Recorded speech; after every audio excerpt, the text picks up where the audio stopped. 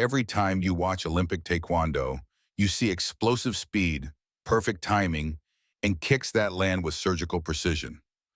But what most people don't see is what happens behind closed doors, inside the elite dojangs where national teams train every single day. There's a reason these athletes move the way they do.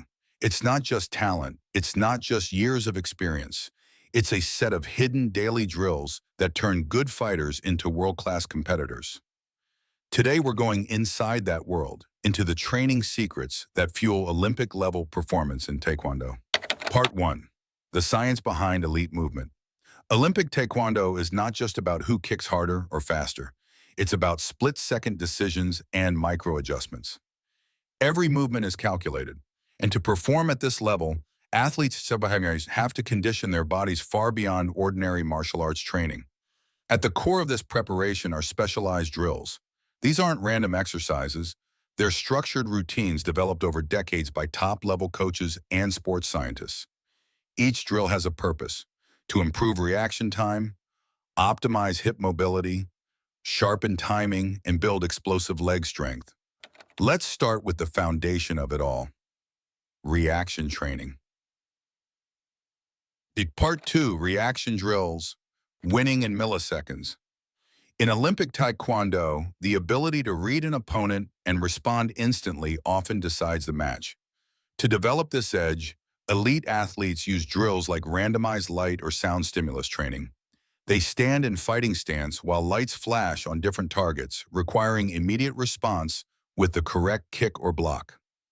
These drills are repeated daily, reinforcing reflexes until the reaction becomes automatic. But this isn't just flashy equipment. Even with minimal tools, top athletes drill partner feint response exercises, where one athlete fakes attacks with increasing unpredictability.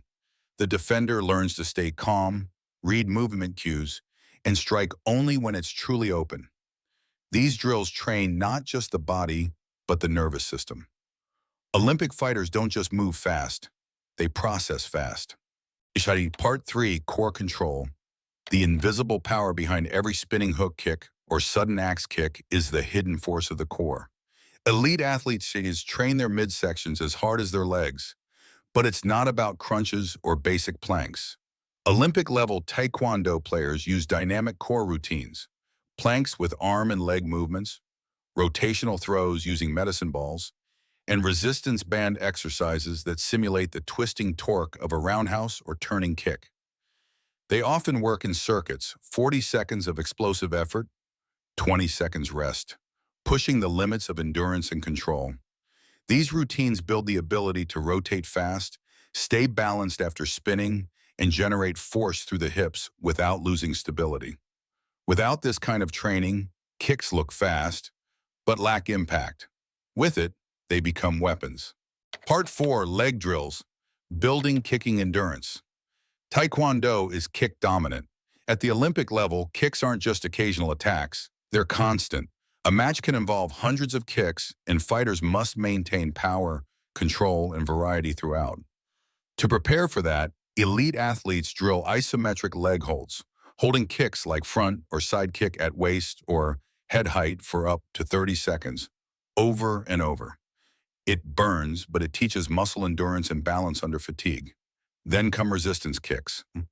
With elastic bands tied to a wall or a partner, athletes perform sets of 10 to 20 kicks: roundhouse, back kick, axe kick, all against tension. This simulates match fatigue while forcing correct form. Combined, these drills teach the legs to fire repeatedly under pressure, stay sharp deep into the final round, and recover fast between exchanges. Part 5, tactical sparring drills. Intelligence and emotion drills don't just build muscle, they build fight IQ. Top Taekwondo athletes spend a huge part of training in scenario-based sparring. They don't just spar randomly, they focus on situations. For example, trailing by 1 point, 20 seconds left, forces high-pressure strategy. Opponent only uses back leg roundhouse, develops pattern recognition and targeted counters. Score using only body shots, sharpens creativity and technique. This kind of sparring isn't about beating your partner. It's about solving problems in real time. It builds adaptive thinking, something raw technique alone can't teach. It also allows athletes to practice transitions, how to go from defense to offense in half a beat, how to move off the line after attacking, and how to bait an opponent into a trap. This is where drills become strategy, where practice becomes performance. Part 6, Mobility and Injury by Prevention, Longevity in the Game. Injuries don't just happen from hard hits. At the elite level, the most common issues are from overuse and imbalances. To stay in the game, Olympic Taekwondo athletes follow daily mobility protocols. Think of them like maintenance routines. They include hip openers with bands to keep the kicking leg fluid, ankle and knee strengthening to reduce joint strain during pivots, active stretches, not just passive ones, to promote functional flexibility. Many use prehab routines guided by sports physiotherapists. These aren't glamorous, but they're what allow an athlete to kick at full power 5 days a week without tearing something. Olympic Taekwondo is brutal on the body, but with smart recovery drills and mobility work, fighters keep moving at their peak far longer. What you see on the Olympic mat is the result of years of intense, structured training. Every kick, every dodge, every point scored is backed by thousands of hours of drills, designed, refined, and repeated daily. Mobility and injury prevention in Olympic Taekwondo. Explained. In Taekwondo, especially at the Olympic level, most people assume that injuries come from big hits or knockouts. While that does happen, it's not the main source of physical breakdown. The more common enemy is repetition. High-level athletes kick, pivot, and explode into motion thousands of times a week. Over time, the strain on joints, muscles, and connective tissues builds up, and without proper care, it leads to overuse injuries and muscular imbalances. That's why mobility and injury prevention routines are a daily priority for Olympic Taekwondo athletes. These routines are not optional, they're essential. Think of them as the athlete's body maintenance plan, like oiling the engine of a high-performance machine. Let's break down what this involves. 1. Hip mobility and control. The hips are the central power hub in Taekwondo. Nearly every kick, roundhouse, side, spinning, or hook requires the hip to open, rotate, and stabilize under load.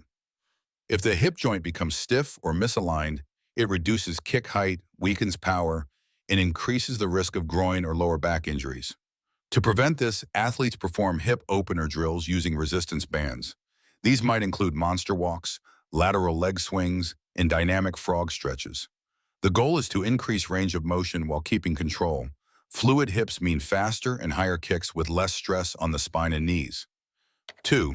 Ankle and knee stability. When athletes kick or pivot, the ankles and knees absorb massive rotational forces. Over time, this can cause strain or even serious injury, like ligament tears or tendinitis.